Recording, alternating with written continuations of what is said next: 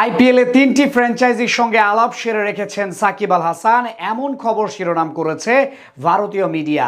বিরাট কোহলির বেঙ্গালুরু, পুরনো দল হায়দ্রাবাদ বাদেও সাকিবকে নিতে আগ্রহী রাজস্থান রয়্যালস। বোলিং নিষেধাজ্ঞা কাটানোর পরপরই দলগুলোর চাহিদা তৈরি হয়েছে টাইগার অলরাউন্ডারের প্রতি। সেখান থেকে কোন কোন দলে যেতে পারেন সাকিব, কাদের হয়ে খেলার সম্ভাবনা বেশি, সেটাই জানবো রিপোর্টে। গেল 6 থেকে 7 মাস ধরে দুঃসংবাদ যেন পিছুই ছাড়ছিল না বিশ্বসেরা অলরাউন্ডার সাকিব আল হাসানের। আন্তর্জাতিক ক্রিকেট কিংবা ফ্র্যাঞ্চাইজি টুর্নামেন্ট সব জায়গা থেকে ব্যর্থতা পিছু নেয় তার। তবে সেই সবকিছু কাটিয়ে এবার নিজের চেনা রূপে ফিরতে শুরু করেছেন মিস্টার 75। গেল বৃহস্পতিবার আইসিসির কাছ থেকে বল করার ছাড়পত্র পেয়েছেন তিনি। এখন থেকে ব্যাটিং এর পাশাপাশি বোলিংটাও করতে পারবেন আগের মতো করে। আর এমন সংবাদ পাওয়ার পরপরই শোনা গেল এবার আইপিএলে দেখা যেতে পারে সাকিবকে। বোলিং করার অনুমতি পাওয়ার পর তিনটি ফ্র্যাঞ্চাইজির সঙ্গে প্রাথমিক আলাপ সেরে রেখেছেন বিশ্বসেরা অলরাউন্ডার। সেখান থেকে আপাতত একটি দলে খেলার প্রবল সম্ভাবনা রয়েছে তার। শনিবার জমকালো আয়োজনের মাধ্যমে পর্দা উঠেছে 2025 ইন্ডিয়া প্রিমিয়ার লিগের 10 দলের টুর্নামেন্ট চলবে প্রায় 1.5 মাস ব্যাপী।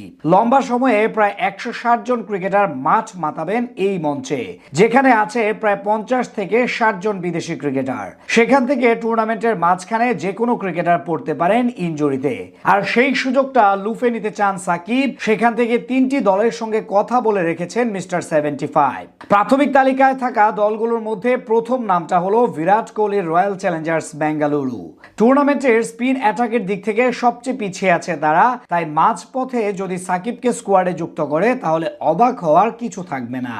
তবে সমস্যা হলো দলটার বিদেশি কোটায় নতুন কোনো ক্রিকেটার নেওয়ার সুযোগ নেই, তাই একমাত্র ফরেন কোনো বোলার ইনজুরিতে পড়লে সাকিবকে নিতে পারে বেঙ্গালুরু। এছাড়া সাকিবের সাথে কথা সেরে রেখেছে তার পুরনো দল সানরাইজার্স হায়দ্রাবাদ। আইপিএলে এখন পর্যন্ত 2 বার তাদের হয়ে মাঠ মাতিয়েছিলেন বিশ্বসেরা অলরাউন্ডার। এবারের আসরে হায়দ্রাবাদে স্পিনার হিসেবে আছেন অস্ট্রেলিয়ার অ্যাডাম জাম্পা, রাহুল চাহার ও জিসান আনসারির মতো তরুণরা। সেখান থেকে তাদের একজন বাড়তি স্পিনার দরকার পুরো সিজনে আধিপত্য বজায় রাখার জন্য। তাই আরো একবার সানরাইজার্স হায়দ্রাবাদে দেখা যেতে পারে টাইগার অলরাউন্ডারকে।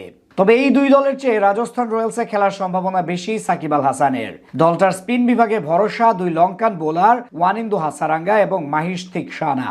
তবে ফ্র্যাঞ্চাইজিটির কাছে নেই নির্ভরযোগ্য কোনো অলরাউন্ডার।